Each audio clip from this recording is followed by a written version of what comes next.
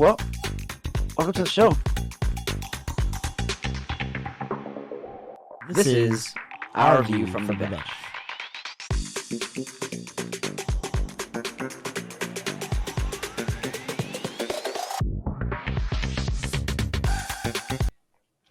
Well, welcome to the show. I'm Brendan, punching bag at work. And I'm Corey, skate cleaner for the local youth hockey team. And happy Thursday. We made it back. Happy Thursday, dude. I know it has been a minute, dude, but I think we've just both been busy. That's pretty much it. It's not like we haven't wanted to talk. In fact, obviously you and I have talked since then, but yeah, finally get to come back and hook us up with everybody episode. Laffy asked me yesterday. It was funny. He's like, bro, when are you going to do another episode, dude? Is it going to be after the new year? Because I might have to be waiting till like the 3rd or the 4th. And I was like, oh, we're doing it tomorrow. He's like, all right, cool. Because he listens to them at work. So it's kind of cool to actually see somebody that, I mean, maybe he's just trying to kill time and have something to laugh at. But hey, I guess I'll take it. Holidays and family time got away, but we're back on it. We are back. So how was your Christmas? It's good. It was weird being in a different state for the first time, not California. We went to Columbus, Ohio, like I said, with my sister. And one of the Christmas gifts, I guess, in a sense, was they had a little cake that they got to unveil to them and the family of boy or girl. So they're having a baby girl in April. So Merry Christmas to us. A lot of pink is going to be in our future now. Nice. I think the best part was that as soon as the cake was cut and they said girl, my sister said, yay, they're not going to play football because she doesn't want a boy to tackle football. So that was her first thing that she said. But yeah, it was good, man. The family was good. We just did a lot of chilling, really. We just, I think we ate Christmas Eve and then did some gifts. And then the next day, Kevin's parents and sister came back and we ate leftovers for lunch and watched basketball and football and played a couple, like a board game or two and just chilled, man. It was really easy, really nice. And dude, East Coast time for games and sports, though, sucks. I'm so happy to be back in California. I do have to say that. I don't blame that you, Mavericks game didn't start till 11 p.m. over there. I was like, what is this? This is nuts. I don't know how people do it. So, me either. Well, they don't. Here, enjoyed the time with the family. And yeah, good. Christmas is great. How about yours, man? It was also great. I actually had to take in a vacation, which is why we didn't do one last week. That was on me. Took a vacation, so I went out to go see my mom and my stepdad out in Arizona. That was pretty cool. Got to relax there for a couple days, just kind of take it easy, man. Just get away, eat some really good food, hang out with the fam. Then we actually had Christmas at our house. Went to go see my grandma and my dad in the morning. Hung out there for a little bit, but we were hosting. Couldn't stay for too long because we had obviously all the stuff to make. So grilled some chicken, made mashed potatoes like by hand. I mashed them myself. Oh, dang. Just a little, I guess, just a random like little spread, but it was cool. It was cool. Laffy came over as well, so little gift exchange, hang out. The nephew, I got him a bow and arrow, dude. Oh, how old is he? He's 6. But I'm gonna teach him. Don't worry, he's fine. So is it a real black one or is it like a plastic toy one for kids? Well, it's like a composite bow.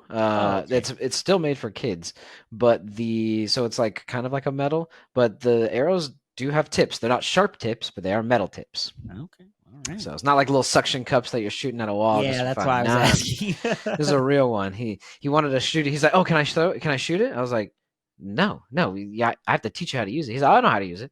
Well, there's no way you know how to chill, bro. Chill. Let me go teach you how to use it. It's not like just because you know how to use it in a video game with a controller doesn't mean you know how to use the real thing. Exactly. That's pretty much it. So, but other than that, dude, it was nice. I know we both enjoyed the time off. I know we're both back to the grind, both work and here at the podcast. So appreciate everybody for tuning back in. Before we actually get started and jump into the sports as we normally do, if you're not already, don't forget to subscribe to the channel, hit the notification bell so that way you don't miss an episode that we have. And if you like what you see, man, hit the like button. I know I always hit the like button when I see our stuff. But Same. That's just me. Same. Well, we're going to dive back in. Our normal Thursday routine, especially during football season, is to start with Thursday Night Football. The game, kind of went as probably we thought, which was towards Cleveland. But the Jets went to Cleveland, facing the Browns this Thursday evening. Browns were or are 11-5. They are now 11-5 with the win and clinch a playoff spot, actually, with it, too. They actually still technically, mathematically, have a shot at the division title, even though the 12-3 Ravens are doing work. So still got a shot, but Joe Flacco is looking good, no? The game of what could have been if you're the Jets. Because as soon as Aaron Rodgers got hurt at the beginning of the year, I mean, Flacco was sitting on his couch at home, and Flacco had already played in New York. So the fact that they didn't even bring him in just to at least be in the locker room or the quarterback room with Zach Wilson is kind of crazy. And then, 8 weeks later, the Browns go into their fourth quarterback, bring him in, and here they are. They're 4-1 with him as the starter. It's weird. I know he hasn't played the whole year there, but it is very similar to the year that he won the title with Baltimore. They had a great defense, obviously, with Ray Lewis still there, and they had Terrell Suggs at that time. And Flacco just, got hot in December into January and had a great playoff run, and they were able to win a title. And man, wouldn't it be great if they were I don't know, maybe face each other in the playoffs? But even then, at this point, since the Titans are out, Brownies all the way. Let's just screw up the world and let's get some weird Super Bowls in there. Oh, that'd be pretty cool, man. To your point, the Browns defense is kind of what their mainstay is. They've been a top-ranked defense all season, and I guess I'm not signed in. Well, that kind of sucks. I was about to freaking tell us what they were, but I'm not signed in for Football Focus. I don't know why I got signed out. But they have a top 5 defense in pretty much every statistical category. And Joe Flacco is playing like how, kind of like you said, well, the Ravens just do work. The one game that they lost was in LA at the Rams, who that was the start or one of the first games where they kind of started going on this run that they've made, besides, losing to the Ravens in that punt return in overtime or something like that, which is honestly pretty crazy because you saw what the Ravens just did to the Niners, and the Rams almost beat the Ravens. In Baltimore, on top of that. Yeah. Well, I thought it was it Baltimore? Okay. I thought it might have been here. But either way, great game. Browns did what they're supposed to do. Flacco has basically gotten to besides Damar Hamlin, and Corey, you and I have debated about this for some time. I feel happy that the guy is, doing well and playing and all that kind of stuff. But it's comeback player of the year, not comeback person of the year. And in order to be considered a football player, I feel like you should play a decent amount of football. And when we looked at just before the show started, we looked up his stats. He's only played in 5 games. In 3 of those games, he hasn't recorded one statistic, and in the other 2, he has 1 tackle each. Yeah. Now, that's fantastic that he's able to come out and be on the football field after what had happened to him last year. But it's comeback player. Again, you need to play. And we're already in week 16, and or 17? What week are we in? Now. Today's week 17, and he has 2 registered games with statistics. To me, that's not comeback player of the year. Anyways, I digress. Joe Flacco kind of deserves it now. I was rooting for Tua pretty much the whole season because that's kind of who I had in the preseason, and I think he would have deserved it had Flacco not done what he's done and Damar Hamlin have the story that he has. So Flacco looks good, man. I think this team doesn't have a low ceiling. I think they can get pretty far in the AFC. A lot of the teams that were at the top that we all kind of were thinking, like the Chiefs, so they've taken a big step back. The only real major team in the AFC, in my opinion, is obviously the Ravens. But other than that, it's the Browns. So I think they got a good chance to, for sure. I say for sure, anything can happen. Get out of the first round. Yeah. After that, who knows?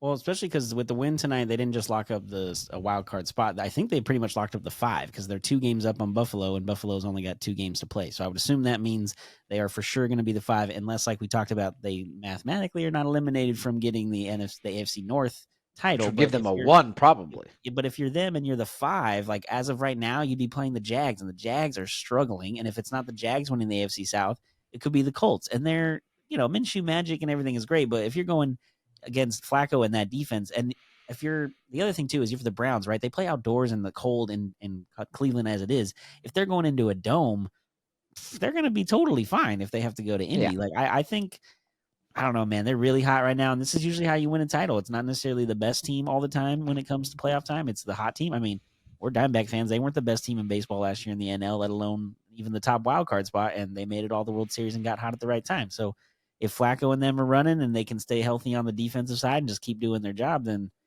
ooh, man, it could be Browns. Oh, man, could you imagine if the Browns won the Super Bowl? That would just... I want to add to what you said. That would be crazy. I want to add to what you said. I agree with what you're saying in the sense that it needs to be the hot team, the team that, but it also, to couple with that, it needs to be the complete team, which the Diamondbacks really were. They had 3 good rotation starters, a very good bullpen, and active bats with active base running. And that is a complete team. They had pretty much all the pieces. And one of the best defenses in the league, right? So what the Browns have is not just like a lucky run, and I'm not saying that that's what you were saying. Yeah. But it's not just hot at the right time. Also, they really do have the complete package, especially when it comes to that defense. I know the saying is defense wins championships. Mm-hmm. Now, you can't have a completely inept offense, which is why Joe Flacco has come to save the day. I don't know. I think they're going to be fun. They're going to be fun to watch. It's going to be a lot of fun teams to watch. And it's starting to really get down into it. It's getting crazy in the NFL, man. I heard a stat. I think I heard it today on the radio. They were talking about, this is week 17 we're going into, and this is the most teams that are still playoff eligible at this point in the year, because there's so many teams around 8-7, 9-8, or whatever, trying to get to 9-8, I should say. That I think there's like 20 plus teams still technically, mathematically able to make the playoffs, which is just crazy to think. You have 32 teams and 20 of them are still alive in week 17 as it's starting. I mean, it's nuts. But yeah, this has just been a weird year and especially with backup quarterbacks playing all over the place. But here we are with some really good stories, and maybe Joe Flacco coming off the couch from Thanksgiving and leading the Browns to a playoff win. I don't know. It's just, who knows? Who knows what's going to happen? That's why they play the game. Good for him. Yeah, good for him. Good for him. You mentioned Thanksgiving, which is kind of odd because we have a Thanksgiving only or a Thanksgiving special coming up this week. We're going to stick with the NFL, but we're going to move into the upcoming games for this weekend, highlighted by the game this Saturday, I believe, which is the two Thanksgiving staples. Lions visiting Dallas for a really tough NFC matchup. These teams are both at the top. Lions at 11-4, Dallas at 10-5, both fighting for not only their division. Well, okay, the Lions already locked it up. Yeah. Good for them last week. But the Cowboys are fighting for the division. But the Lions are fighting for not only playoff spot to keep at least the 2, but they're close enough to get to the 1. Yeah, if not, yeah, they're like right there. So I think that they have a huge chance to kind of prove themselves. And why not get that bye week, dude? Why not? Guarantee yourself a second round playoff entrance. You know what I mean? Yeah, no, completely agree. The Lions have looked a lot better the last 2 weeks or so. Their defense is not like top 5 or anything, but I do know that I think Aaron Glenn is their defensive coordinator. He used to be a cornerback back in the day. And the last couple of weeks, they've kind of done some things differently and done a lot more blitzing, I feel like, than they did during their like kind of rough stretch. And it's kind of changed the way they've been able to stop some teams. And again, if you can get you're going to Cowboys, I get it. The Cowboys are undefeated at home, so it's not going to be an easy game. And they just came off 2 really tough losses against the Dolphins and the Bills on the road. So they're back home.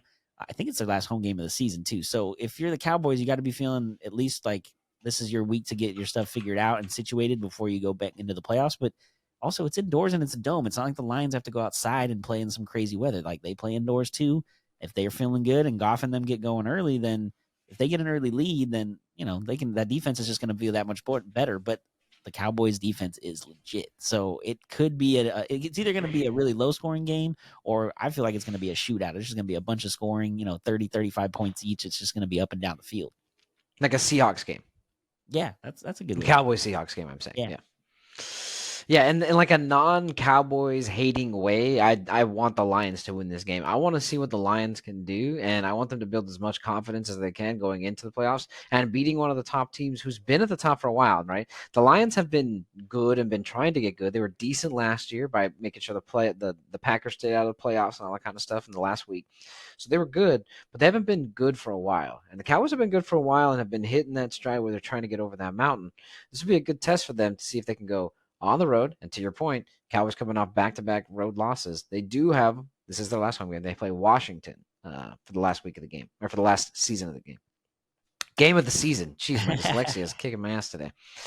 But yeah, I want them to make a super deep playoff run, and why not take out another top tier NFC opponent? The only thing I kind of think about and worry about if you're the Lions, though, is even if, say they do get the number 1 seed, right, and they have that bye week, like that anticipation for those fans is going to build up huge. And then there's going to be so much more pressure for them to win that game, because if they win one game, they'll be in the NFC title game. So yeah, like you want to keep winning and get the highest seed you can, and benefit of getting more rest and everything. But it also, if you're the Lions, maybe you don't want to take that extra step and have that extra pressure. You want to just go into a regular wild card game at home and have a little less pressure on you. But at the end of the day, you just got to play the game and hope for the best. And however the schedule falls.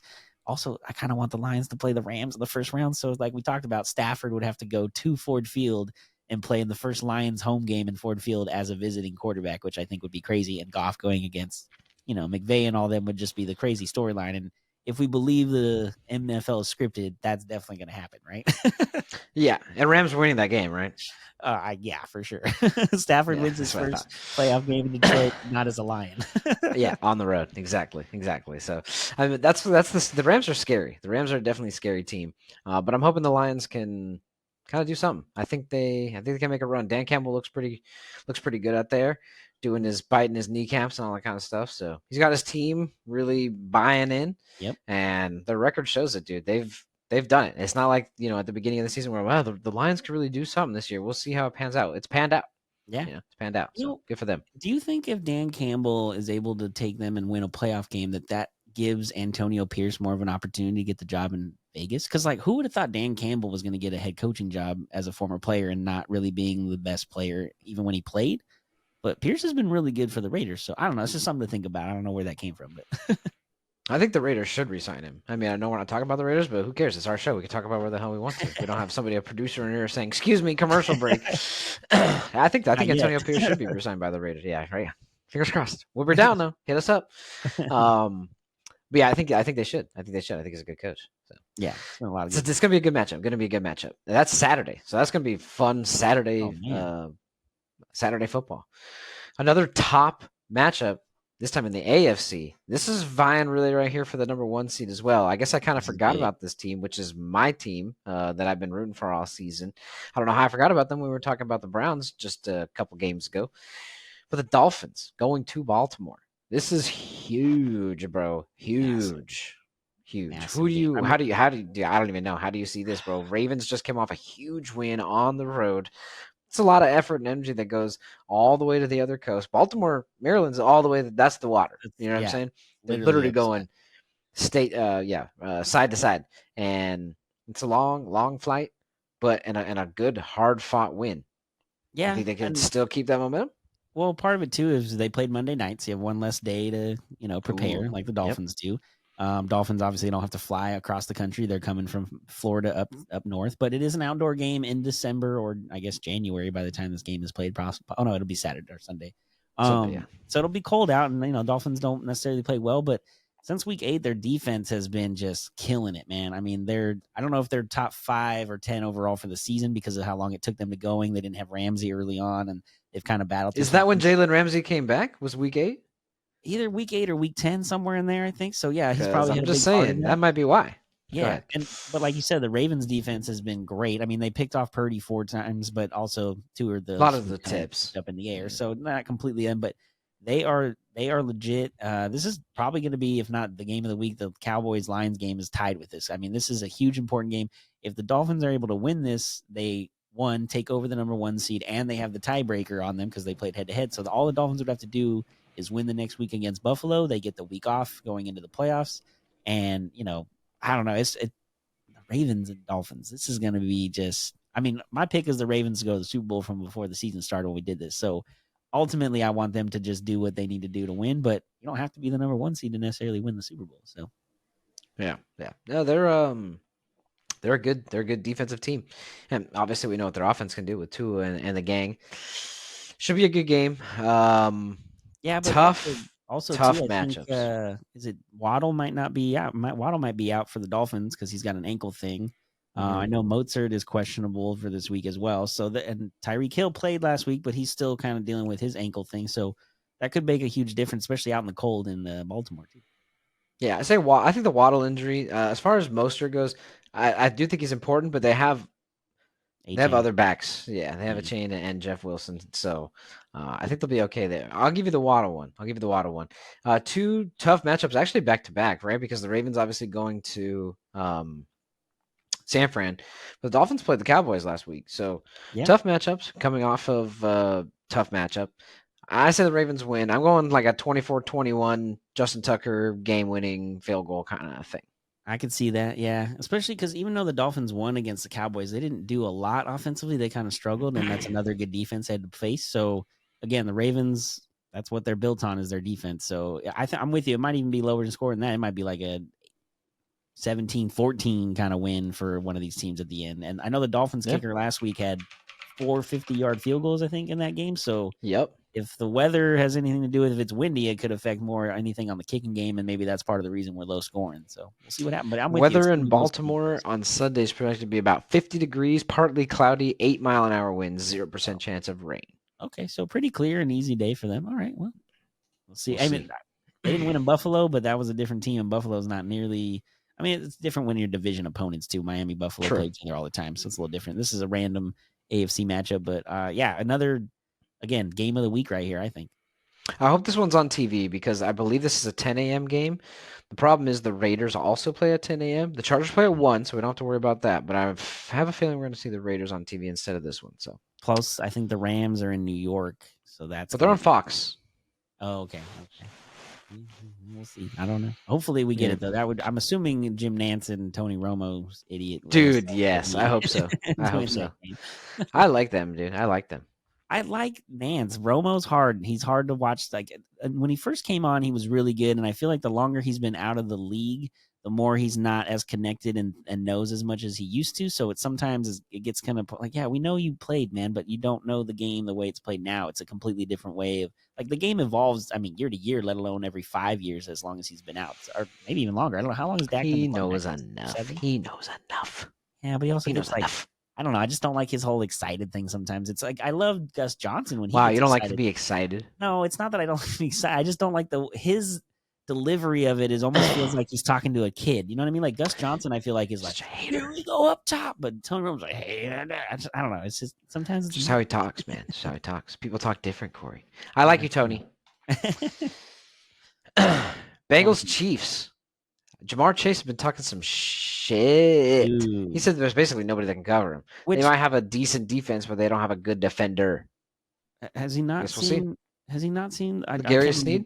Thank you. I was going to say last week they showed his numbers against Devontae Adams, and he didn't allow anything, and he hasn't really allowed much all year. So I don't know what. And what is it up with the Bengals talking crap on the Chiefs when they're going into Arrowhead? They just don't understand. Like last year, Burrowhead did not work out where. And you don't have Burrow this time. Burrow is not coming back. There's no Burrow like Walt Frazier coming out of the locker room the day of the game. This is not happening. You have Jake Browning, and the way you played last week against the Steelers, they looked terrible. So if that team shows up in Kansas City and the Kansas City Chiefs are pissed off after the last 2 weeks, I mean, I don't think they are. Mahomes and Kelsey just so livid before in the time they've been together. So they definitely are feeling the pressure, and they know that they're not going to be at home in the playoffs, at least past the first round guaranteed, because they're not going to be the number 1 seed at this point. But they need to win this weekend and clinch the division because technically the Raiders are still alive and can somehow sneak up on them. So they need to show up.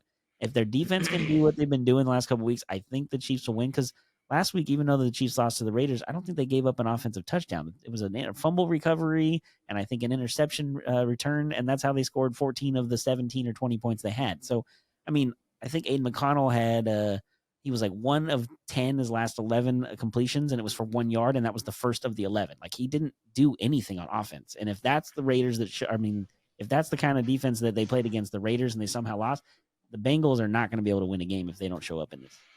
Yeah, they only gave up 6 points, 2 field goals. That's all the Chiefs defense gave up on Christmas Day.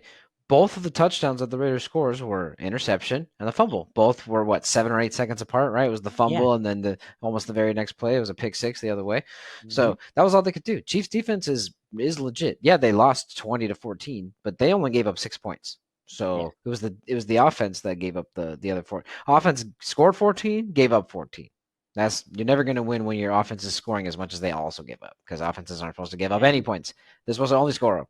And in the NFL, it comes down to the turnover differential. Like that's like I remember, I think it's Jim Mora, the guy who playoffs. That guy, I think he was on a radio show back in the day. They talk about all the time that the one stat you can look at on an NFL game sheet and know who won the game possibly is the turnover ratio. Because if you can't protect the ball in the NFL, you're not going to win. Like that's just not going to happen. And that's the case. The Raiders didn't turn over the ball. The Chiefs turned it over at least 3 times, and 2 of them were for touchdowns for the Raiders. So if the Chiefs defense can show up and Pat Mahomes can even have a slightly normal day and not turn like, yo, bro, I'm trying to get 3rd place in fantasy too. Can you show up this week? Like just don't do anything stupid. Don't force anything. Like even that pick he threw that they came back because he didn't. I mean, just throw the ball out of bounds. Like that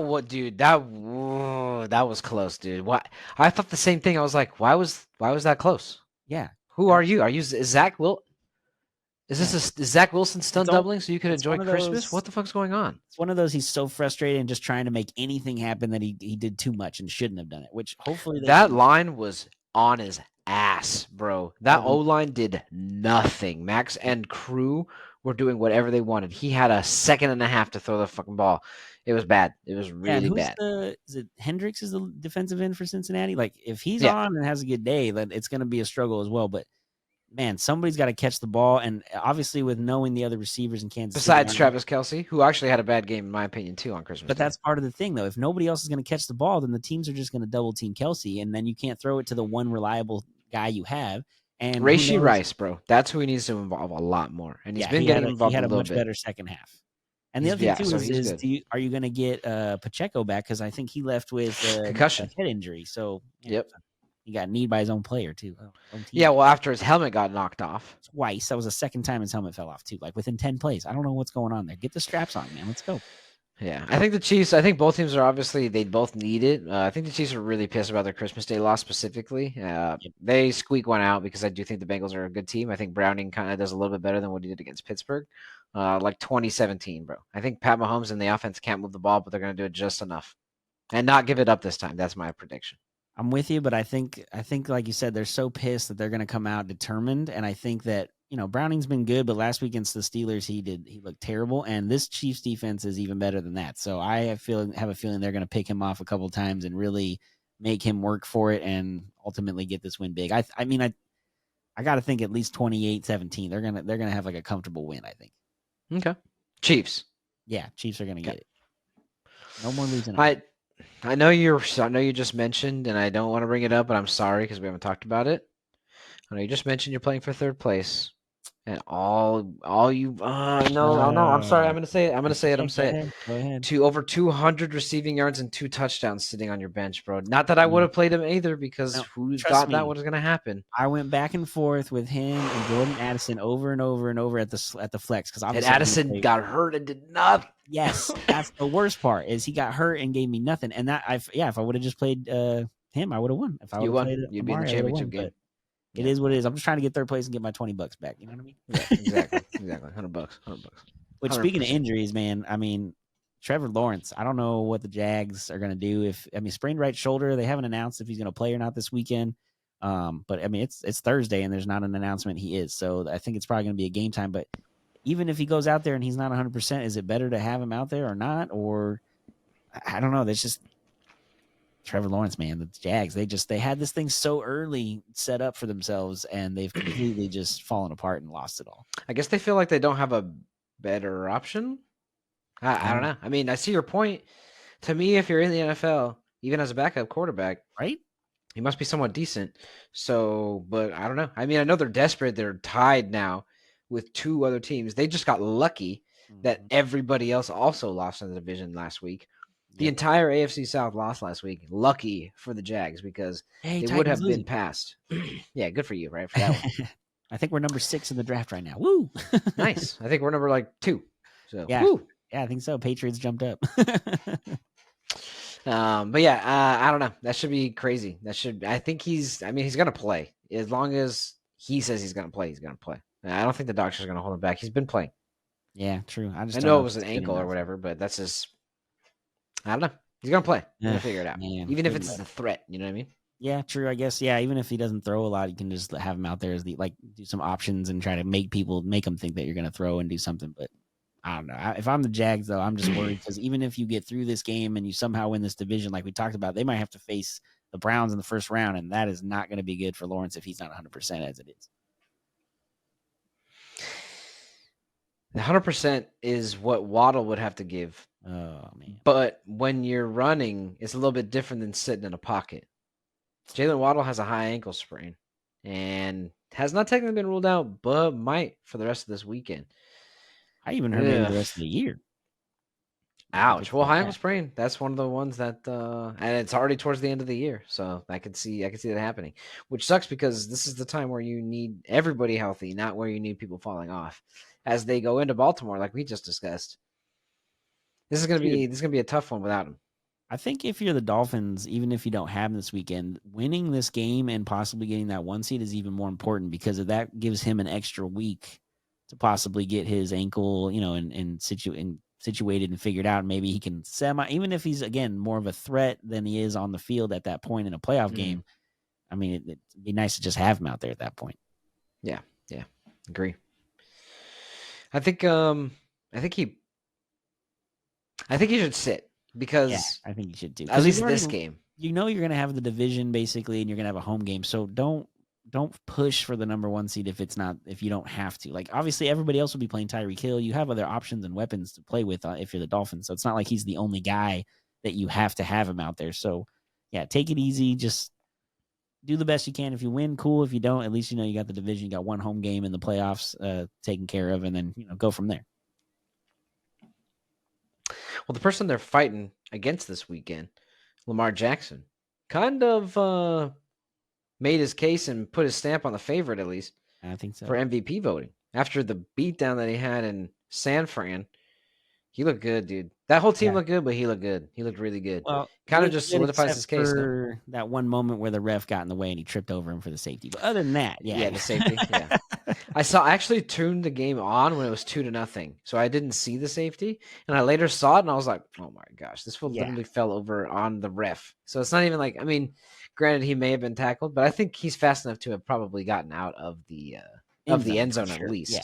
Yeah, but I mean, or at least out of the pocket to throw it away. So yeah. But I think you're right. I think after they talked about him being an MVP candidate the last couple of weeks, but after going into San Fran and doing what he did, and he didn't throw like necessarily a bunch of like 3-4 touchdowns or anything, but it's just the fact that how much impact he has on every single, because he can run at any point in time. Like, you have to have, and then they do so many option plays, and the offense that they've implemented this year with the new coordinator, as they've gotten through the season, you can tell he's feeling more and more comfortable within the system. And they've got weapons, and I picked him to win MVP before the year started, so I'm feeling good about that right now. If they can clinch this number 1 seed and have 13 or 14 wins when it's all said and done, I think he pretty much locks it up, unless he completely falls apart this weekend and the next. Maybe you should have put money on it, huh? Yeah, well, they don't let you do a parlay for every single dude. I know that was kind of annoying. You can only do like 3 or something like that. It was stupid. Yeah, and I didn't get Odell Beckham for Player of the Year, comeback Player of the Year, obviously, at this point. So. That's okay. You win some, you lose some. Yep. But speaking of losing, man, if you're the Packers, or you're, I should say, Jair Alexander, what, dude? That is the weirdest thing. When they first said he was suspended and it came up, I was like, what detrimental to the team? What did he do? And then you read this whole, he wasn't actually a captain on the team that day, but he went out as a captain on the field to do the coin toss because he's from Carolina, so he wanted to go out there. Bro, that doesn't matter. Like, if you're not picked to be out there, and if you're the other guys on the team, why are you allowing him to be out there? If you're a captain, you should have leadership and be able to, yo, bro, you're not supposed to be out here. Get off. And not only that, he goes out there and he makes the mistake of saying, we want to put the defense out there, which the ref's like, so what? Like, what do you? He's like, yeah, so you're deferring. Yeah, that's what we're deferring. Yeah, we're deferring. Yeah. But even his post-game interview after, when they asked him about the locker room, he's like, he knew what I was talking about. Like, dude, you cannot go out there and be so nonchalant about something when you guys are battling for your playoff lives too. It's not like you're 2-12 and you're just playing to play and you're at your hometown. Or you're 12-2. And yeah, like, up stuff. Yeah, like, just, I don't know. It's a very weird situation, and I think it's even crazier because isn't he going to be a free agent at the end of the year? That's going to be a huge effect on where he goes or what happens with him in Green Bay moving forward, I would think. I mean, I don't know. It's just a weird situation, though, and the weirder it gets, the more information comes out throughout the week. It's super weird. I saw the post-game interview, but I didn't really dive into the story. I know he made a mistake. I think it's crazy that it's a whole game. I thought they're trying to fight for playoff spots. Jeez, he's their best corner. Yeah, he's one of the best corners in the league. Yeah, I don't know. Just, it's a very weird situation, and also too that, I mean, he's only played in 6 games this year too, so it's not like he's been in every game and he's had. I mean, he has an effect when he's out there, but he's also missed a bunch of games. So I don't know.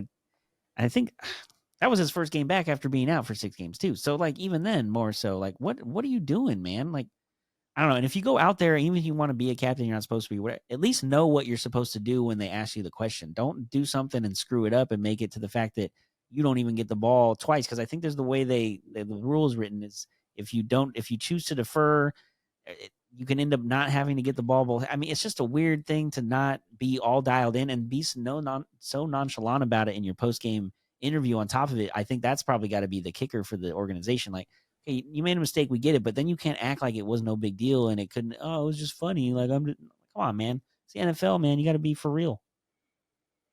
Yeah, the intricacies is what makes this game like important or it's like special because you have to. It's really a game of possessions. You Yeah. need to have more and do something with it, and your opponent needs to have less and do less with it. So giving away possessions because you don't care or don't know how to, be there is not something that the team is going to take lightly. Again, I think a game is excessive, but I understand what their point is. They want to try to get the point across. But he's the best corner. I guess we'll see. Yeah, well, the Broncos had their best quarterback, Russell Wilson, that they're benching for 2 games too here at the end. So talk about a weird situation. I know Dude, it's it's very super similar, weird. dude. Well, the fact that they benched him and already came out 2 weeks when they're not even like mathematically eliminated, they're still alive and can make a wild card chase at this point. And you're taking your multiple Pro Bowl time and Super Bowl winner. I mean, the whole thing. I know it's been a long time since that's all happened and things have been rough. I mean, Sean Payton was undressing him and yelling at him on the sideline not even 2 weeks ago. So obviously it's not been good from the start there. I mean, even when Peyton got hired and they came in and did the press conference, one of the first things he talked about was like, nobody's going to have a private room. Nobody's going to have private coaches. Nobody, basically calling Russell Wilson out. So I don't know if that was the best start to their working relationship in the first place. But now you got this whole thing of, and I didn't know this until they talked about it. I didn't realize the cap or the extension he signed with them doesn't start until next year because he had already had a couple years left from the Seattle contract. I thought that already kicked in. So I guess this is more of, as Ian Rappaport from NFL Network is saying, it's more of a preserve financial flexibility because I guess as of I think it says 37 million of Wilson's salary will vest in March if he were to suffer a significant injury. So at this point, if you're the Broncos, you're just making sure he doesn't play because you don't want him to get hurt and then have to owe him a certain amount of money and it affect your cap. But it's still going to be a big cap hit regardless of how it goes. And there was even talk of reports that they asked him to rework his deal before the extension kicks in, and he didn't like that. So him and the team are already at odds in a lot of situations and places. I don't blame him. It's That's just money. it's bizarre. You guys are billionaires. Get out of here. And if you sign the contract is signed. You can't go back and fix it unless you're trying to do something like Brady did, like take money back off the top so you can help the team. But that's not the situation. They basically told him like, look, we paid you all this money, but we don't think you're worth it anymore, and we want to change it. Sorry, the contract's been signed. Because if it was the other way around and he wanted more, you'd be like, no, you got to finish this contract out and get. So you play for dirt. Yeah, exactly. So it's just a very weird situation, and a lot of people keep talking about it's very similar to the situation Derek Carr was in last year with Vegas, where they didn't play in the last 2 games because they were like, well, we're not going to bring him back. We're going to trade him. We don't want to get hurt. And if I'm anybody else, nobody traded him, right? Like he didn't trade, right? He didn't trade. He wasn't traded to New Orleans. Did he sign there as a free agent, or am I tripping? I can't remember, but either way, you knew he was going to leave, and you probably wanted to get something for him. I'm sure there was like a qualifying offer they gave him, so they get some kind of draft pick back or something. But it's just weird that, and if I'm anybody else in the NFL, like I guess NFL teams are always desperate for quarterbacks. So like, where would Russell go next year if they were to trade him? Like, what's the plan moving forward for the Broncos if you do get rid of him? Stidham was obviously not very good. So, and you're not bad enough that you're not in the lottery or like not lottery, the top 5 of the draft to get a quarterback. You're fighting for a playoff spot. So you're like right in the middle of the pack. You're not going to get anybody really good as far as that quarterback situation. And the free agent class is not that great. I mean, Kirk Cousins is coming off a torn ACL, so he'll probably stay in Minnesota because they feel comfortable with him in the situation. I mean, if you want to go after Jake Browning, but he didn't look very good against Pittsburgh last week, so that even kind of changes his whole aspect. He started looking good, but kind of died off a little bit. Get on you. Pittsburgh has good defense though, but still. Yeah, but still, I mean, it was a big drop off. So I don't know. It's just, and then the other thing too is if they part with him this summer, I guess it says a post June 1st release would divide the $85 million in dead money over 2 seasons. So it'd be $35 million next year, and then $49 million the following year in dead cap space. To not play. Not good. The Broncos made just some bad decisions, but too late now. But also, too, when they hired Nathaniel Hackett 2 years ago, that was what the, thing that meant, oh, Aaron Rodgers was going to come here, and then we'd be fine. Apparently. That didn't work, and then Hackett was terrible. You fired him, so you kind of got stuck with Wilson and the contract, and now Sean Payton and him just don't see eye to eye, and it's not working. And, really, Russell hasn't been good in like 4 years. It's not like it's just his 2 years in Denver have been our struggle. He didn't have good years the last couple of years in Seattle either, but everyone blamed that on, they didn't have any weapons, and they didn't have any defense to play well either, and it was just all about him. And I don't like if people say they don't have weapons, I disagree with them. If they don't like the play calling or whatever, DK Metcalf, Tyler Lockett. Yeah. That's not that bad. But DK also, Metcalf was a good monster. Metcalf was still young and probably not what he is today at this point either. But yeah, well, that one too, they had no offensive line, so he was running for his life a lot too. So there's a lot of situations and issues. But I think if you're the Broncos, you just thought, oh, well, if he comes here, we can fix him, which is always the inevitable. It never happens that way. I feel bad for teams. I think you said it. I said it. Somebody said it. I'm pretty sure. I don't know. One of us. Maybe it's not. I mean, I'm not saying Russell Wilson is the like answer, but maybe he's not the only problem. You said he had a bad couple of years. He started falling off, which I agree. I'm not disagreeing at this point. Bad couple of years in Seattle, kind of started falling off. That's why they got rid of him. Well, Sean Payton hasn't done anything since Drew Brees left. That's a very good point. And maybe Bill Belichick and Tom Brady are like, Brees and Peyton. Yeah.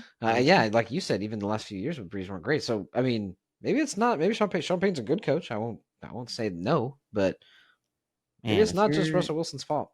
If you're Sean Payton, man, just you got to thank God those contracts are guaranteed. Get your money, and whatever happens. If they fire you and you have to go back to the studio and do TV like you were doing before, no big deal. Nope, you already got the cash. Screw it. Take it. You're never going to coach again, but no, this is the last shot if it doesn't end up working out. Agreed. Okay, before we move on from the NFL, I have a little game. I hope you haven't played it yet. I don't know what you're talking about, so no, I haven't. I know, because I'm just saying, like, I hope you haven't seen it already. Nope. It was a little reel that I saw, and I thought it was fun. So I thought I'd add to this real quick. I'm going to put a timer on my tab here, and we're going to see if you can complete this thing. I'll tell it to you in a second, in 30 seconds or less. Okay. All right. Let me set the timer. Okay, I didn't say 5-minute timer. Why would that just randomly be there? I mean, I'll take 5 minutes. I don't think I'll need it. No, you're not gonna need it. 30 second. Leave. Yeah, 30-second timer. Don't start it yet. Stop, dude. Google, chill. Give me the whole 30 seconds. I'll pause it. All right. Again, I really hope you haven't seen it. Otherwise, it could kill. No, I honestly haven't. So. Okay. No, I mean like the reel. Oh, okay. There's 4 teams in the NFL that have alliteration in their name. First of all, we know what alliteration is, correct? Just clarify me before we get to this timer, because I'll lose my mind. In John's Jars Jump Jollily. Okay. Same letter beginning of each word. So they have the same letter of the city as they do of the mascot. Okay, so it's city or team name, right? So like the Cardinals, that's Arizona Cardinals. That's not one because that's A and C. Okay? I gotcha. I'm going to give you 30 seconds starting now. Okay, well, Jacksonville Jaguars is the first one that comes to mind. Tennessee Titans is the second one. That's 2. Let's see, Atlanta, Baltimore Ravens, Cincinnati Bengals, Pittsburgh Steelers. Dang, I'm 20 seconds. Oh, man, I can't think of the other 2. I know, pressure's on. Dallas Cowboys, Miami Dolphins, Buffalo Bills. 3. 10 seconds. I don't think I'm going to West. LA Chargers, LA Rams, no. San Francisco 49ers, Seattle Seahawks. Boom. Got it. Good job. Dang. Nice. Okay, at first you said name of city and mascot. I was thinking like the name of the mascot. So I'm glad you clarified it was the name of the team. I don't know why I said mascot. I meant like team name, but I don't want to say team. I mean, that is the mascot of whatever the team is. Yeah, because they're all the Chargers.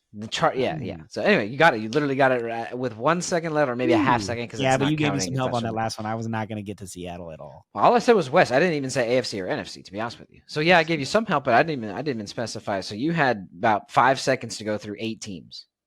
So you're good. Good job. Buffalo Bill. All right, there's a couple of them. Yeah. Nice. So yeah. So for quickly sort of recap: Seattle Seahawks, Buffalo Bills, Tennessee Titans, and Jacksonville Jaguars. Those are the 4 teams that have alliteration. Yeah. And I didn't want to. The reason why I was trying to think of an example, and I almost said your favorite team's name, and then I was like, wait a minute, that's one of them. That's why I was like, oh, let me go to Arizona Cardinals. So, anyways, good job.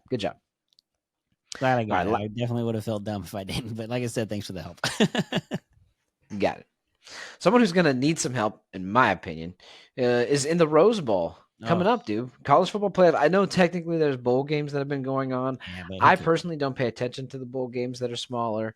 I really only pay attention to the college football playoff. So that's what we're going to discuss because there's just way too many. There's like hundreds, I feel like, of bowl games. Just like every single team, as long as you win 6 games, right? You get a bowl game or something like that? 6 games, you get bowl eligible. And not only that, there's so many of them, but they all have like the craziest names. One was like the Tony the Tiger Bowl and avocados. I think Pop-Tart was today. Yeah, Pop-Tart was today. There's the Mayo Bowl, so people are dumping mayo on the coaches. And yesterday, the I think SC won it against Louisville down in San Diego, and they poured eggnog on Lincoln Riley. Like, just it was the eggnog bowl. Yeah, I'm with you. Let's just focus to the real ones with the Gatorade dunks that actually matter. By the way, that USC, they lit up Louisville, who beat Florida State. And we all know SC kind of sucks. But the one caveat is there's only 2 players to throw for like 4 touchdowns or something like that. I saw some crazy stat at USC for like one of their first games, something like that. It's Caleb Williams and the guy who just played in his absence because he didn't play in the bowl game. I forgot what his name is. I apologize, young man. But Moses Moody or no, that guy plays for the Warriors. Moss Miller Moss, something like that. Okay, so he apparently lit it up. So apparently USC might be moving on already. Not that they have the choice, obviously. If he wants to come back, they'll play. But they look like they already got the next guy already. So yeah, it'll be interesting to see what they do too. Because Moss, I believe, is only a redshirt sophomore, so he's got 2 more years of eligibility. He's been there for a little bit, learned the program. But if you're Lincoln Riley, you know he's going to the transfer portal looking for quarterback. So it'll be interesting to see if they even give him an opportunity or a chance to take that. I don't see what he just did. That was 14th ranked Louisville. Agreed, but also there's no film on him. It makes it a little harder to prepare for a guy when you don't know what his tendencies are or what his capabilities are. So it could be one of those things too, like, Jake Browning, the first couple games, he was off the charts. And now that people have gotten some film on him for the Bengals, they've like Josh Dobbs in Minnesota. Another good one, which is now going to another quarterback this weekend, I think I read. Yes, true. Getting back to the Rose Bowl, though. I'm obviously rooting for number 1 Michigan. They're playing Alabama. 2:00 on New Year's Day. It's going to be, I don't know. Michigan's favored by 1.5, and I'm not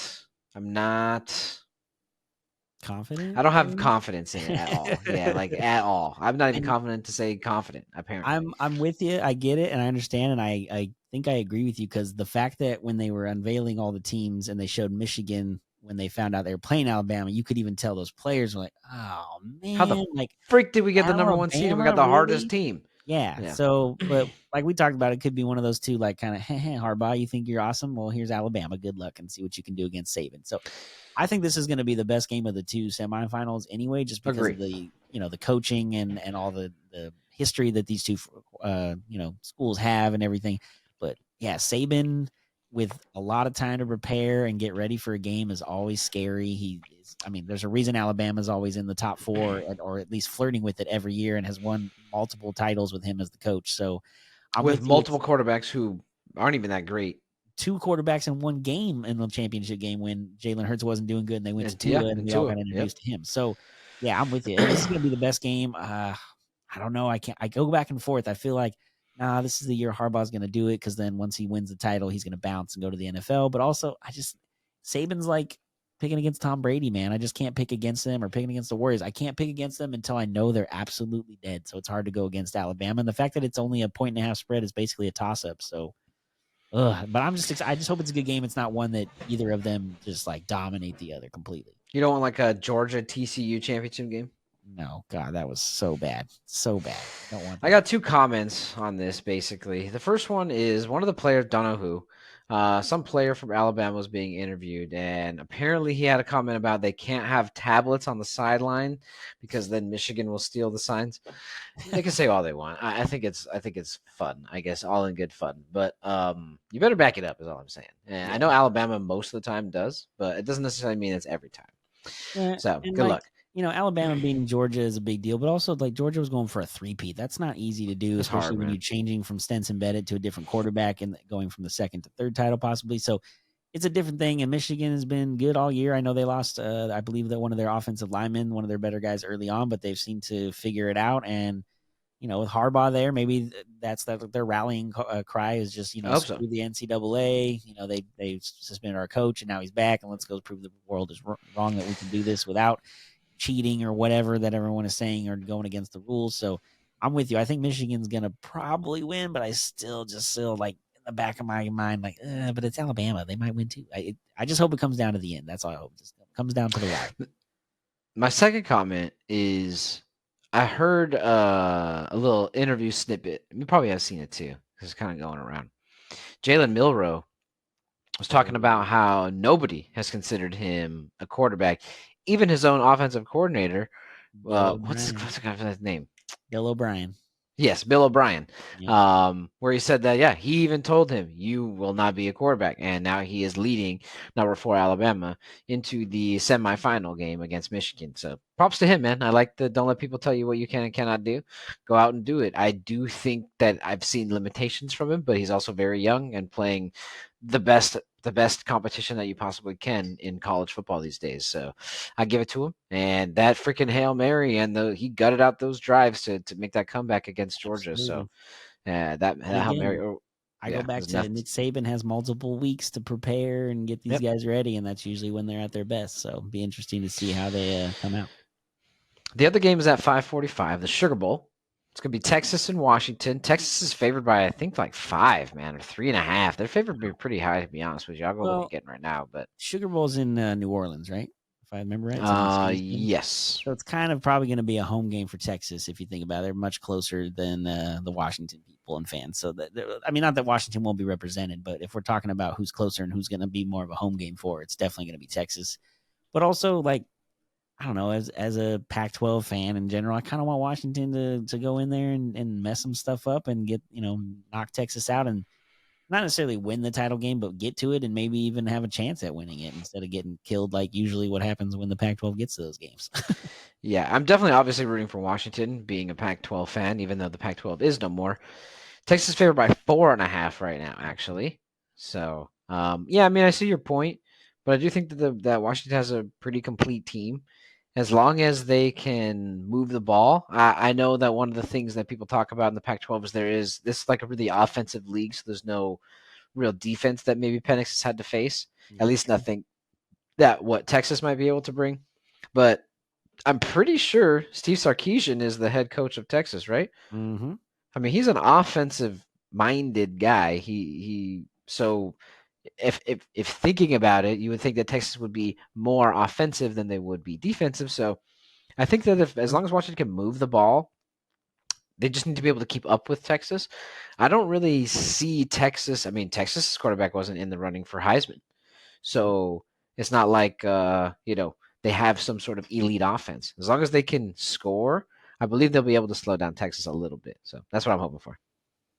We will see. And the other thing I was just thinking about, isn't Arch Manning technically on the Texas team? I know he's not playing. Yes. So he's not. Yeah, he's like a freshman. So if they make it to the title game, he would be the furthest ever as far as a Manning getting in NCAA football, right? I don't know if his uncles are gonna ever freaking let him live it down if he doesn't actually play a snap. But yeah, I mean, I'm just saying that'd be pretty funny. Yeah, and we'll see how he does in the NFL. Which one counts a little bit more? You know what I mean? Yeah. 2 Super Bowls each ain't bad. 2 Super Bowls each ain't bad. Okay, we're done. We're done with football. Okay, we're finally gonna move on. It's the heat, man. It's the heat of the season. It's the best time. We're almost done with college here in another week or two with the finals shortly, and then once we get into, you mentioned tonight, even like tonight's the last Thursday night football game for the NFL. We have no more Thursdays moving forward. Wow, that's crazy. Nice. Okay, yeah, that's how much at the end of the season it is, I guess. We're that close. So we're getting into the NBA. We're going to start with one of the biggest stories, which is having one of the biggest names come back from a big suspension. Sorry for the big over and over again, but Ja Morant is no small character. And neither was his suspension. 25 games. They did horrible, but are since 4-0 since his return, where he's averaging 28 points a game, 5 boards, and 8 assists. Coming out with vengeance, no? Yeah, absolutely. And it was never about the game part that was the problem. So, the only thing I waited for was to see if he got like his legs back, because the first couple games back when you're playing the NBA, you got to get your game stamina back up. But obviously, he's been training and taking care of that, so it's not an issue. Nope. The fact that they're back and he's already got them 4 wins, which is 2 more than the Detroit Pistons have won all year, sadly to say. But yeah, their attitude is completely different. I think it makes a lot of sense at the top with Marcus Smart being the more defensive minded guy. And also in a weird way, I think, you got rid of Dillon Brooks and his antics, and Marcus Smart has his own antics, but it's a lot better and more controlled. And I think it's been, again, I think him having Morant at the top there and having Marcus Smart with him on defense kind of takes a little bit of his defensive liabilities, taken care of a little bit. And they're only getting healthier too. Like, I know they're not going to get Steven Adams back. I know, I can't remember the guy, the power forward that got hurt last year in this torn ACL late, Brandon something. Brandon Clark. Like, he could come back maybe at the end of the year since he got hurt late last year. Maybe they add a little more height there. Buyouts, trade deadline, see what they do. So they're probably not going to make the playoffs as far as the top 16 seeds because they've been back. They're so far back, but I think that they get hot enough and they play well, they could get into the play-in. And then once you get in the play-in, anything can happen, as we saw last year with the Lakers and Warriors doing the 7 and 8 and then ultimately getting past that. So I don't know. There's a lot of things moving. It's fun. It's fun. We're starting to get to where I think we're roughly 30 games in for every team, and starting to get how everything's kind of shaping up. It's weird. I was hoping we were going to be doing a little bit better. As you can see, I got my LeBron jersey on. I got this for Christmas. Thank you, Aaron. That's pretty sweet. Dig it. Actually, my first I've purchased a Gary Payton jersey when I was a kid. Well, I didn't. My dad did. But this is basically my first legit Lakers jersey. Believe it or not.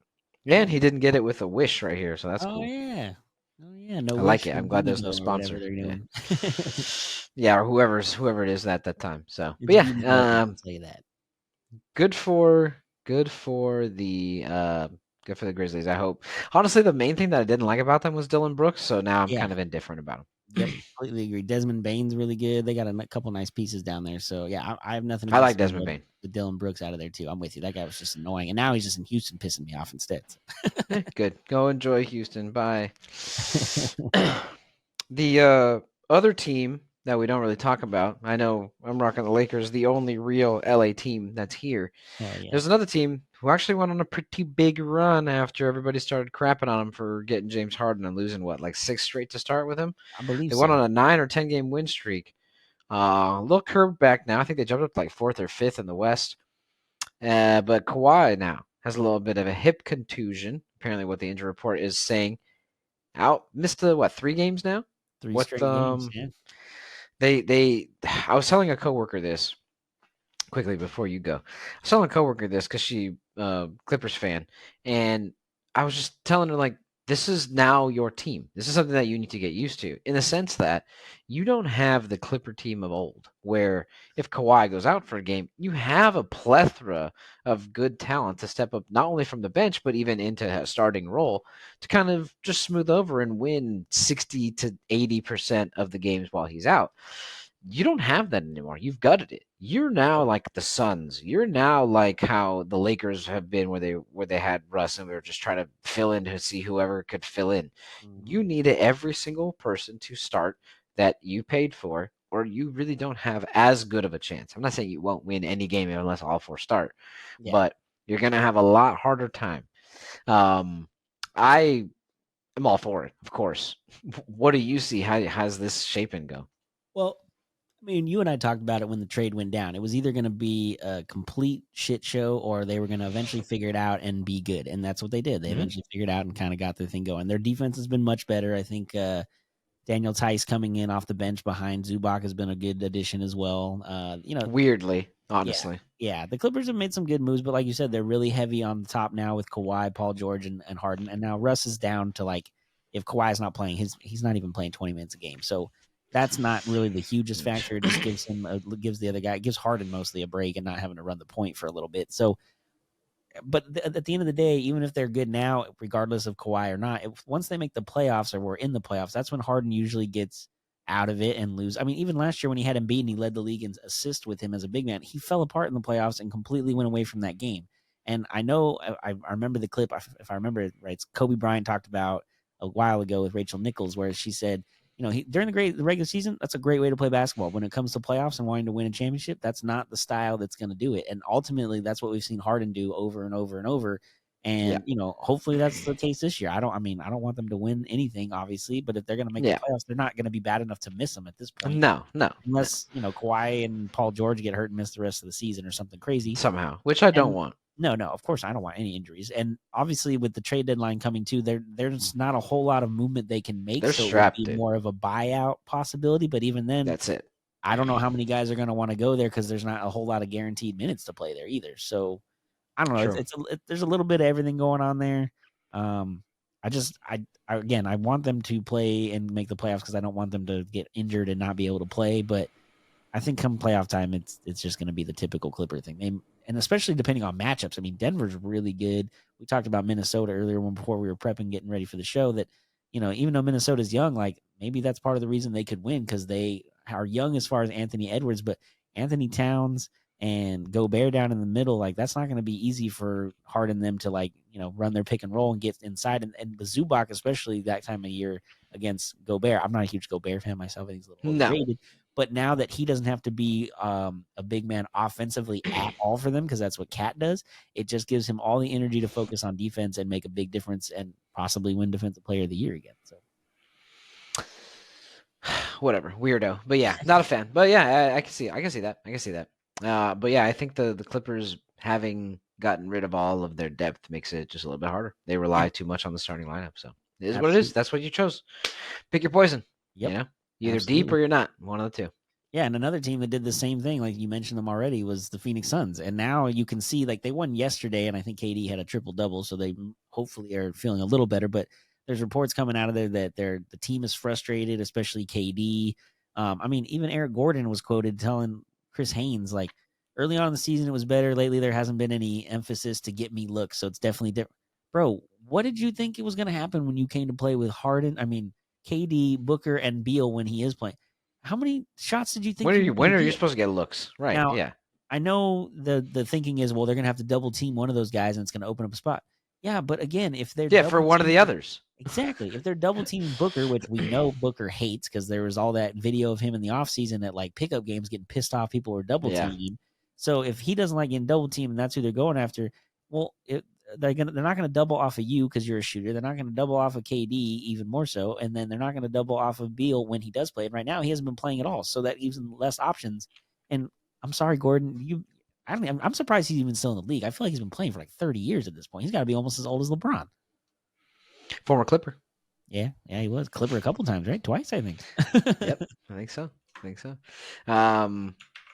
I feel bad for KD-ish. I know he's already dug his way here. I like him, but this is his choice basically. So I feel bad, but don't feel bad. I know he didn't expect all of this, but what do you expect? This is the second time you've tried to put together a very top-heavy team.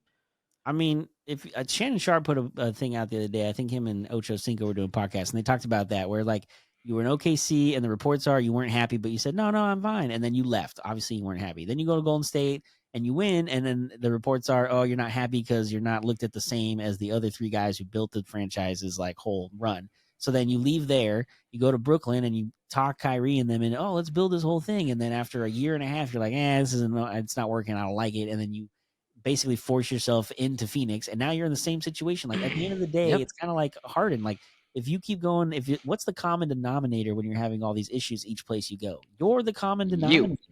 So maybe not that you're not good or you're not worth it, but man, at this point, it's like I don't know what else to do. I can't feel bad for you because you keep putting yourself in these situations thinking they're going to work, and then they don't, and you just like, all right, I'm out. Book me out of here. Go somewhere else. Eventually, you got to look at yourself in the mirror, dude. I agree. Couldn't agree more. Someone who's been looking at the mirror a lot lately because he's had the time. That's for damn sure. Draymond Green has been suspended indefinitely. Has been out for a while. Warriors look. Honestly, it's not like they looked great with him. So they looked below average. They were average with him, and now below average. Yeah. So have good games where they win. They beat Boston a couple days ago, but. There's a lot of games they lose. Lost to Denver. Now, granted, losing to Denver on Christmas Day in Denver isn't necessarly, cause for concern. They're lost to Miami tonight too, so it's just it's up and down. Yeah. But what you've heard reports? When's he supposed to be back? So they haven't put an official date or time because obviously it's an indefinite thing, but they're thinking probably another. The reports are thinking another like 8 to 10 games, so maybe mid to late January. I know they talked about he's been doing like individual counseling. He's been doing Zoom meetings with like league officials, team officials, union members, and probably checking in with them, just kind of letting them know what he's working on. He hasn't been doing any of his podcasts, which is good. That means he's focusing and taking care of what he needs to take care of, and not doing any extracurriculars. I know that did say that he's allowed to train and practice with the team, but he hasn't been doing that. So that is even more show that he's actually taking this seriously and doing what he needs to do and like get his shit together as far as off the court, maybe in his mentals, and then hopefully that'll kind of get him back into the game. But yeah, even if he comes back, it's not like it's going to put the Warriors on a 12-game winning streak. Like they're so up and down because it's the 3 old guys and then a bunch of young kids that are still trying to figure it out. So I mean, they got some nice pieces. Pachetsky, the kid they drafted from Santa Clara, bro. Really good. Yes, he is a baller. I love watching. He kind of reminds me of a much better version of Derek Fisher. Like, does all the little things defensively, takes the charges, but he can play, he can cut, he can shoot. Like, he's a really good player. I'm kind of jealous that they got him, but they always tend to draft really well. So. Yeah, he. You know who else is doing good? I know he was a high draft pick, and it's a second or third year now. But Jonathan Kuminga, I see Jonathan Kuminga has some good games, man. I watched him on Christmas, and he was killing it. To be honest with you, yeah. So good for them, good for him. I'm hoping that I kind of like him. I'm not like I root for them. Not a ton, obviously. I'm a Laker fan, but I don't know. I kind of like when he does when they do well. So, but this is crazy. Listen to your point, Podziemski, whatever his name is. I pronounced that wrong. This is a stat line on Christmas Day in Denver. He played 34 minutes. He had 13 points. He had 9 rebounds, 6 assists, and 5 steals. Dude, fills up the stat sheet. Yeah. It's kind of a Caruso. 3 of 4 from behind the arc. Yeah, 3 for 4, yeah. He's got a little bit of Caruso in him. Does all the little things right. Plays both sides of the ball. Plays his ass off. I know early in the year, there was about a month ago before the Draymond thing got suspended. I think he got quoted as talking about like he's one of those rookies that usually you throw out a rookie and you're like, they're gonna fuck shit up. He never does that. He just seems to know what the right play is and where to be and what to do, and doesn't complain or do anything. Takes charges, like I said, does like the dirty work, and he fits in perfectly there because that's what they need is more of those guys around Steph to just do all the other things while Steph takes care of the offense. Mm-hmm. Yeah, and that's what he does, and that's why I wanted to bring up a stat line because I saw it on Christmas Day. I was like, dude, this guy's literally doing everything.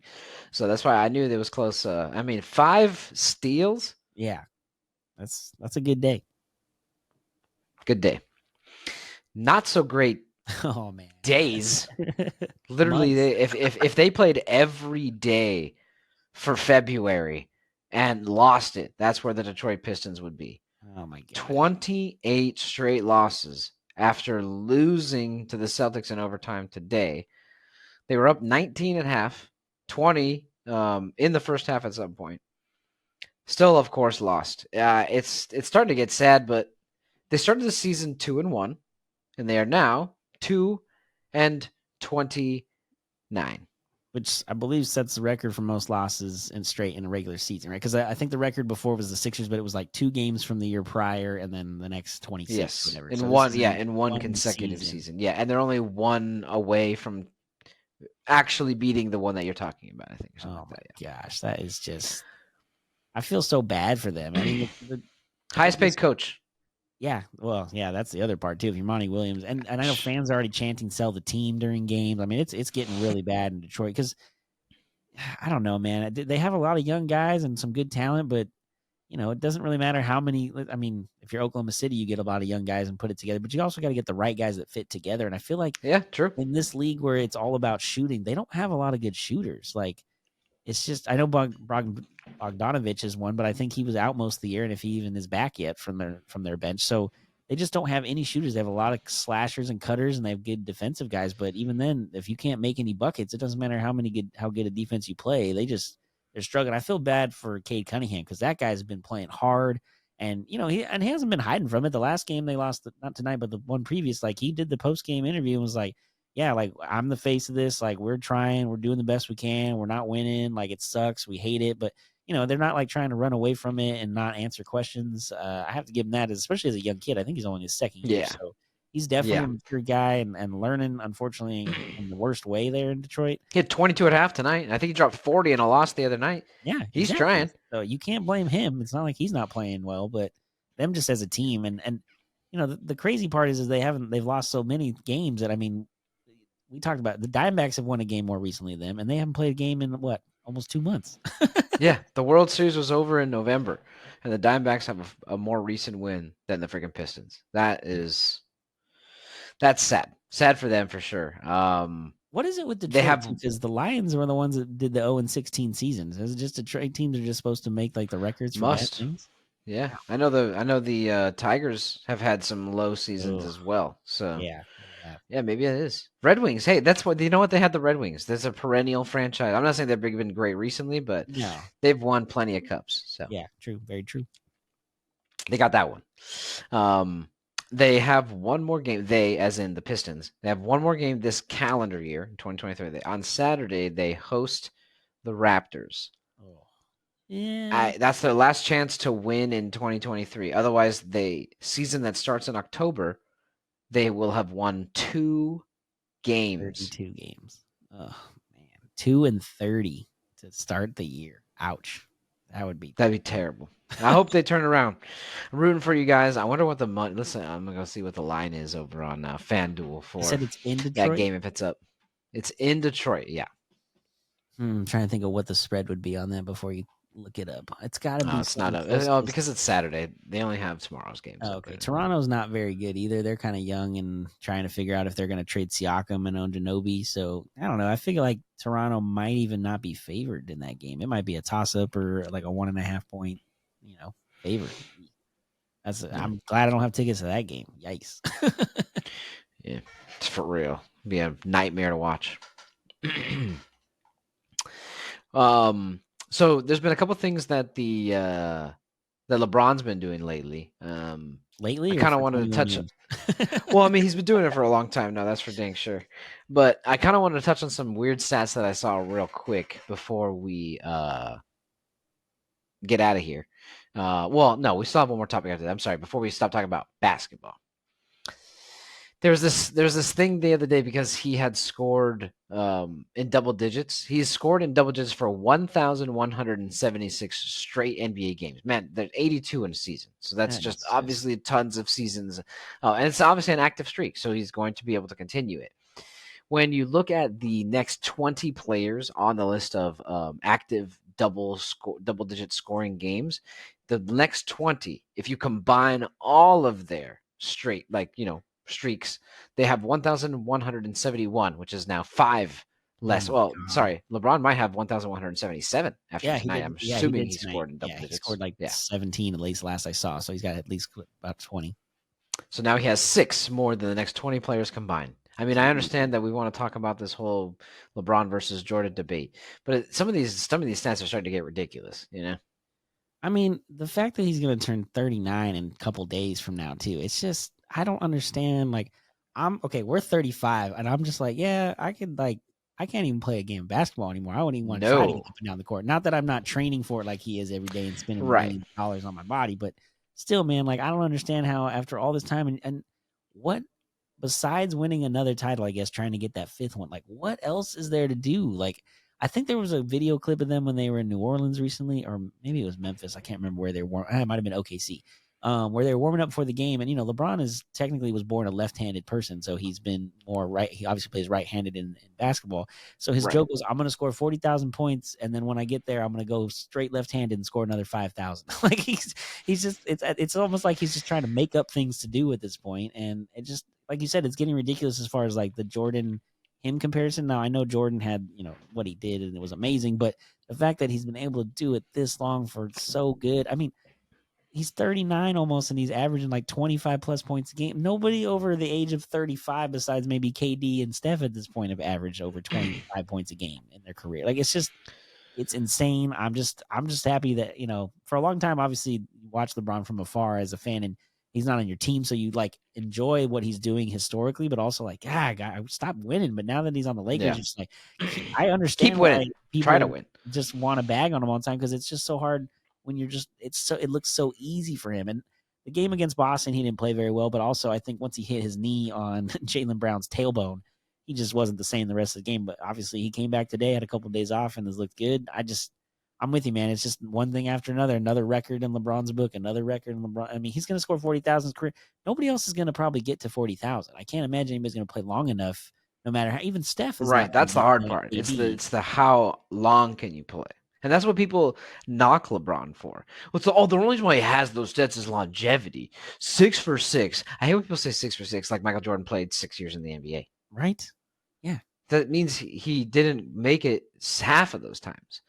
I saw a reel today where somebody was talking about Michael Jordan probably has the best and most decorated career, but best player is probably LeBron James. And one of the examples that he used is what their teams did while they were there and once they left. Now, obviously, there was only really one time that Michael left that he compared. No, I think he compared it to each time, both retirement and then retirement. The team had won like 57 games, and then he left to go play baseball, and they won 55 games the next season. Mm-hmm. When LeBron leaves teams, they're in they're in lottery. Yeah. So, I mean, I know that's a simple thing, but I'm just talking about value. He's the greatest scorer, which is hard to say when LeBron has the most, but then that goes to people's arguments about longevity. Mm-hmm. Again, honestly, dude, neither of them, to me, you should just have a favorite. You're never going to have a consensus who is best, because especially across generations. Now, if you want to happen to argue who's the best and they happen to play each other, like a Tom Brady, Peyton Manning thing, again, even that's hard because they're not playing each other. They're playing each other's defenses. They just happen to be playing each other's teams. Mm-hmm. So this GOAT debate is kind of, it's just super overplayed. And this is the biggest one, obviously. It's kind of over it. Let's just enjoy the fact that they're both really good, and they both did kind of different things. Not only that, you said LeBron is obviously the top scorer of all time, but he's also going to end up, by the time he's done, probably in the top 5 or top 10 of assists and rebounds on top. So he's the all-around player. And again, longevity has a part to do with it, but longevity is not something that is easily done either. There's only a couple guys that have played 20 or 21 seasons in the league. And they suck when they get to 21. Exactly. They're not averaging what LeBron is. To make it that long. And again, a lot of that comes down to just like being smart about the way you play and not, you could land on an ankle and somebody else's and twist yours really easily. The fact that he's played 21 years and has only had a few minor injuries or a groin thing here and there, and not a torn ACL or meniscus thing, or had to have very much surgery, or even stuff off the court. He hasn't had any real affairs or anything with the law, or like getting arrested or drugs. It's just been like the ultimate clean, just here to play ball and do my thing and just dominate. Be a family guy. Yeah. It's hard to root against him. I don't know why people hate him so much. Michael has only ever led his team in points. LeBron's led his team in pretty much every year in points. Pretty much, not every. Pretty much every year in points, assists, and rebounds. Especially in the playoff finals runs he was in. It was always him in the top 3 or top. Oh, always in the playoffs. Yeah, always category. It's nuts. One other stat: LeBron dropped a 40 the other day, but 45 and 5. There's been a handful of people who do it, but the feat that he did was how quickly he was able to do it, because he basically, after they got a huge lead, he was able to sit. He only played a very few amount of minutes. So let me go over the top 4 and their minutes played, or how long it took them to achieve the 38-5-5 game. Okay, number 4 at 25 minutes even is Michael Jordan. He did that when he was 26 years old. He scored 38-5-5 in 25 minutes. Number 3 is Russell Westbrook. He did it in 23 minutes and 48 seconds. He was 26 years old as well. Number 2 is Desmond Bane for the Grizzlies, actually. He did this 38-5-5 in 23 minutes and 41 seconds, just 7 seconds faster than Russell, and he did that at 24 years old. The other person who did it in the short amounts of time is LeBron James. He did it in 22 minutes and 32 seconds, a full minute faster than Desmond Bane, and he did it a few days shy of his 39th birthday. 38-5-5. I just what else do you want, dude? I don't get it, man. It's just so crazy. Again, he's going to end up in top 5 or 10 in all these categories and things, and it's just going to be, how do you argue that he's not the best, regardless of how long it took him to do it? But the fact that he's able to do and be in those categories at the top is just insane. Which I did question for you that I thought about it.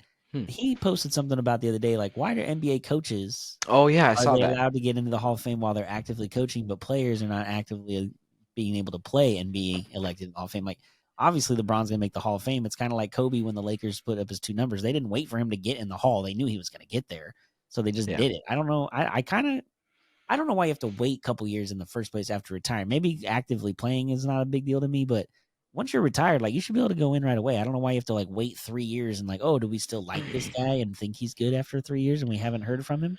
You know if they're good or if they're Hall of Fame or not. Well, especially in basketball, it's not NBA, it's basketball in general. So, between Olympics and everything else he's done, I'm with him. I kind of don't argue that point. Yeah, I don't know where the rule comes from, but I can see why it's confusing. The only thing that I can think of, and again, this doesn't make sense, you could probably dispute it a handful of different ways, is the rule might be for the majority, not the minority, in the sense that if you put somebody in or you immediately stop considering them before they stop playing, like, because if you're allowed to make up your opinion of a yes, then the opposite will then be true. People will be automatically able to make up an opinion of no, right? Like if Yeah. Lonzo Ball were to, like, oh no, we're never going to put Lonzo in. And so let's stop considering him for it because he got hurt and never did anything. But all of a sudden, if he comes back from this injury, which we could talk about in a second, because we saw that story, and he just balls out. Well, if they already took him out, again, there's a caveat to that. It's like, okay, well, he's still playing, so that's why you don't do it. So but the only thing I think of is, well, what if they have more to prove?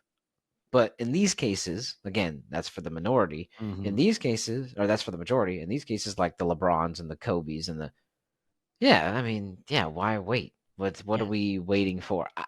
Maybe it's just weird to be playing as a Hall of Famer. Well, I don't know. That, I guess, too, if you think about it, when the player retires, it could be more of a, oh, well, he just retired and he's pretty good. Maybe we should put him in instead of really giving you a couple years to like think back on that. Oh, I understand their weight. Yeah, I was referencing that was going to be my point. I'm glad that you said that. I was referencing the why not active. Yeah. I don't know. That's not good. But the weight, yeah, you don't want recency bias. You don't want to be like, wow, LaMelo really was so cool. Or Melo, I'm sorry. Melo was really so cool. Maybe we should just put him in the Hall of Fame because, he tried really hard at the end. And he played for the Lakers and the Blazers. And too, if you think about it, I guess with the coaches, they don't put them in when they're like 40 years old. Pop got in already. Yeah, Pop just got in. 70, but he'd already been coaching. And he had the 5 championships a long time ago. When was the last time they won? Like 2015? 2016? 2011, right? Did they beat? Because they beat LeBron in 2007, and then 2011. No, 14, right? Whenever last year that LeBron was in San Antonio or in Miami. Yeah, 14. They won in 14. Yeah, so it's already been a decade. Yeah, since he won. So it's not like he's that recency bias. Of, well, they just won too. Yeah, you should totally put him in. I don't know. It's a weird one. It makes sense. Quickly before we move on to baseball, not much to talk about in baseball besides, of course, the stupid team that is here. It's fine. Yeah, just for the last segment, we'll just maybe be mad a little bit. But yeah, Alonso, we saw the report that there's basically no pain in his knee, and he's going to try to start at least running on it in a couple of days, starting in January, which is basically around the corner. So, kind of cool to hear. Rooting for the guy for sure. Definitely didn't dislike him when he was here. I just like his dad. Just didn't fit, but yeah, his dad, 100%. So definitely rooting for him, and I hope he can come back and really make something of his career. Yeah, at least do something, man. I feel bad he hasn't had a real chance. I mean, New Orleans, he had some good, good years there, but then he went to Chicago, and it's just been injury plagued ever since. So yeah, I hope that's been the problem because they built the team for him. To be honest with you, which was really smart of him because I think he can be a good player and a lead guard. Mm-hmm. But the injuries is what really derailed everything. Yeah, took him down real hard. Unfortunately.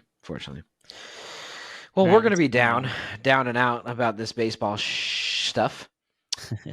Yoshinobu Yamamoto. Of course, guess who he signed to play with? I don't know. Maybe was it the Dodgers? 12 years, $325 million schmackaroonies with LAD. $50 million signing bonus. Has an opt-out in half a decade, 2029 and 2031. Apparently, the Dodgers also paid $50 million to his team in Japan, the Oryx Buffaloes, for the posting fee. This is starting to sound like soccer, international soccer, no? Yeah, no, it definitely is. And, the best thing for at least the only thing I'm taking out of it is the Diamondbacks last year had 84 wins, made the World Series, and the Dodgers were so threatened by that and worried about what they're going to do next year. They went and spent $1 billion on 2 players. $1 billion, If anybody had forced them to do that, you can say it was their division opponent, the Diamondbacks, and I'll take that as a win any day. But yeah, this money thing is out of control. I mean, I know, Ichiro. I know Shohei Ichiro Ohtani a bunch of money so that they can be able to do this, and they're already, and then the Glass now I'm signing, and they're already over the collective bargaining tax thing or the competitive tax balance, so they're going to go further because they don't care anymore. They're going to, I mean, I don't go to Dodger Stadium. I can only imagine what a Dodger dog is going to cost next year, or a michelada, or parking for even that case. Parking's gonna be $100. Hot dogs are gonna be $50. Beers are gonna be $90. Yeah, so I'm glad I don't go to that stadium. So I'll just keep going to Angel Stadium as they suck and pay $5 for a beer there. My coworker Jasmine was telling me she saw that standing room only for opening day was $400 plus. Standing room. You don't even get to sit down. You just got to do a stand inside of the stadium, and probably have to look over people and shit.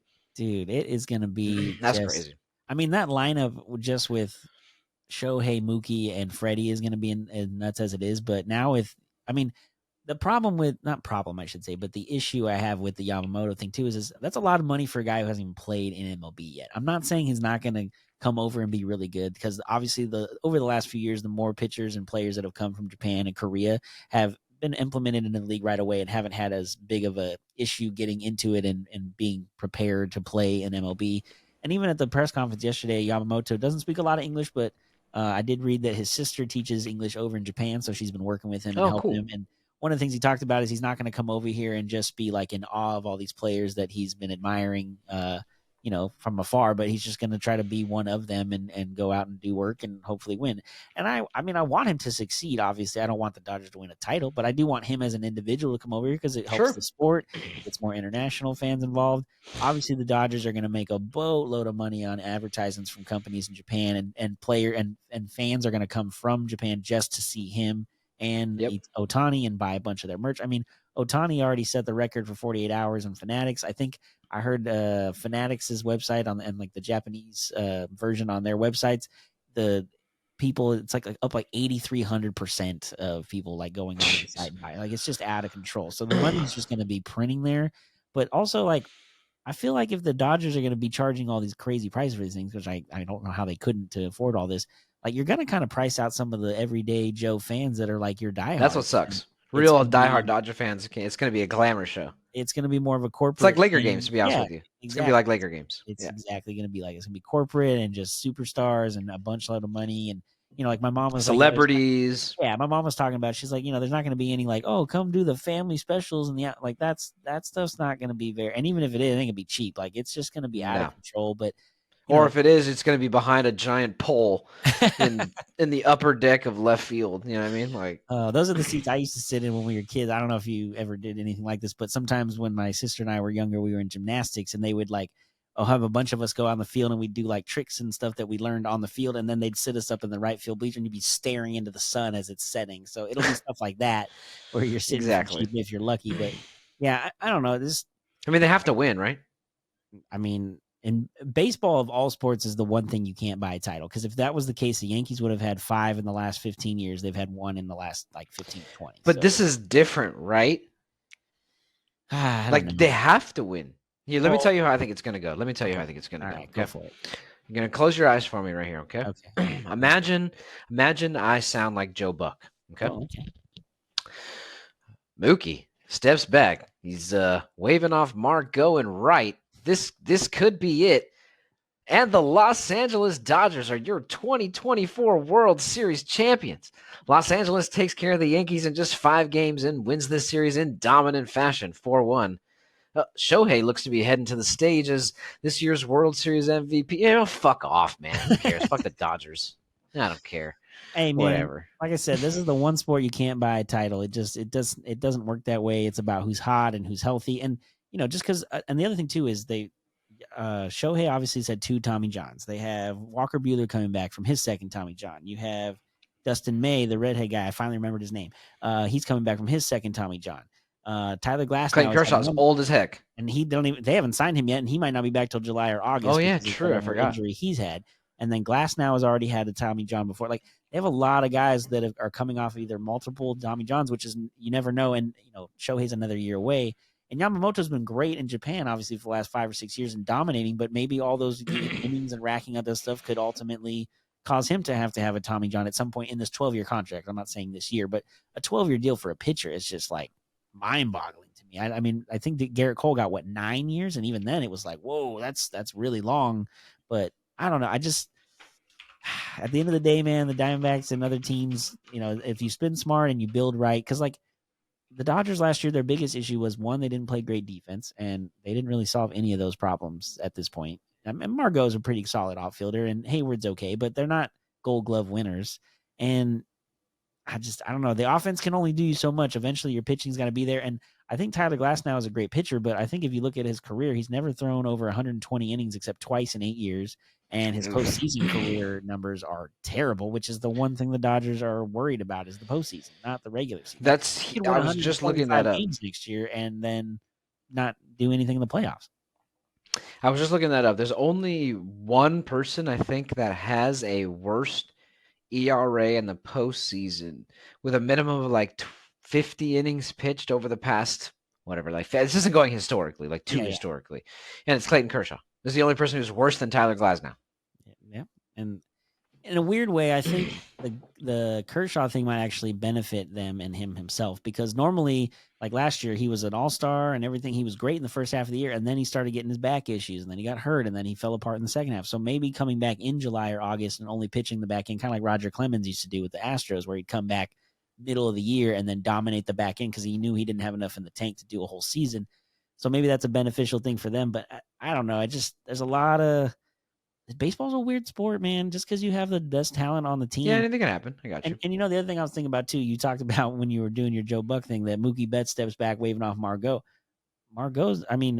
been playing second this year. He's not even going to be in the outfield. So that kind of... No, that's what I'm saying. He steps back. Oh, that's why he was...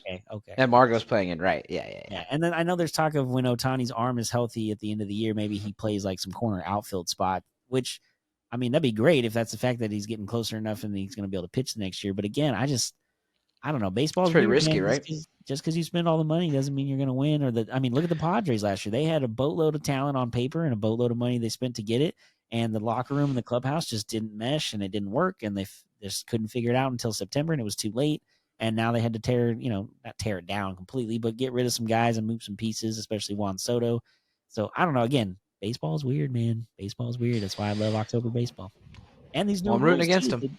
New rules that they put in place, like, plays a big difference. Root against him. Go Field.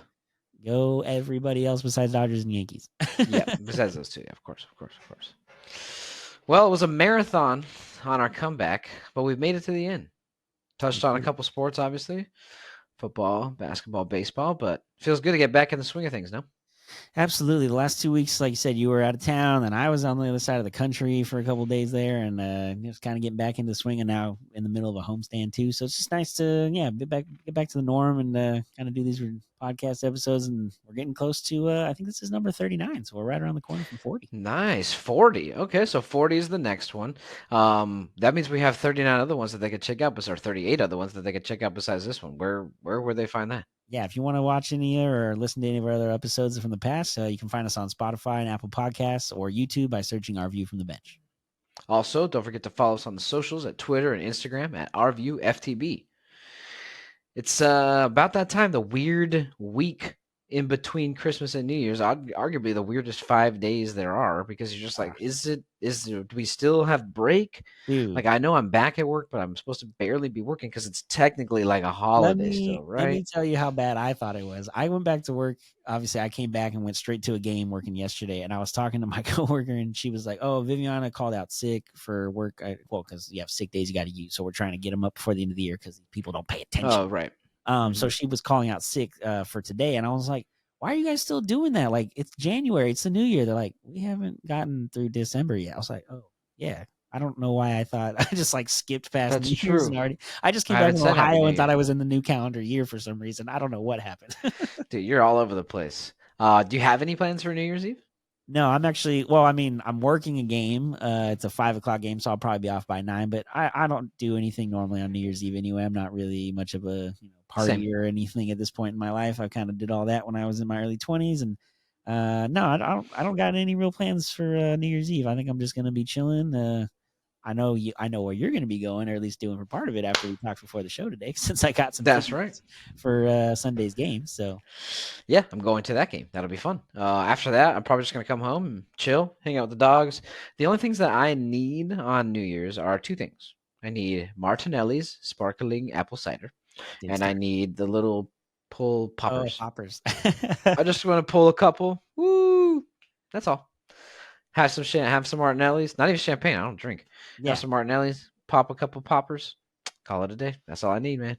sounds like a good way to do it. And just one last note I wanted to add in here. I didn't tell you what I was gonna talk about here, but normally the holidays are obviously everybody's celebratory and having a good time, but not everybody has the same situations during this time of year. Some people don't have a lot of family to see during Christmas, or don't have friends to celebrate the new year with, and kind of struggle. So I know I've been going through it the last couple of months. I know I haven't really talked about it on here a lot, but my mental health and kind of stuff that I'm going through on my personal life has been kind of all screwed up. So I've been kind of struggling the last couple months and trying to figure things out. So I just want to make sure that anybody out there that's having a tough time this time of year, you got people out there that care about you. Find the friends that you do have, talk to them. Brendan and I have been talking about a lot of stuff, and it's been a huge help.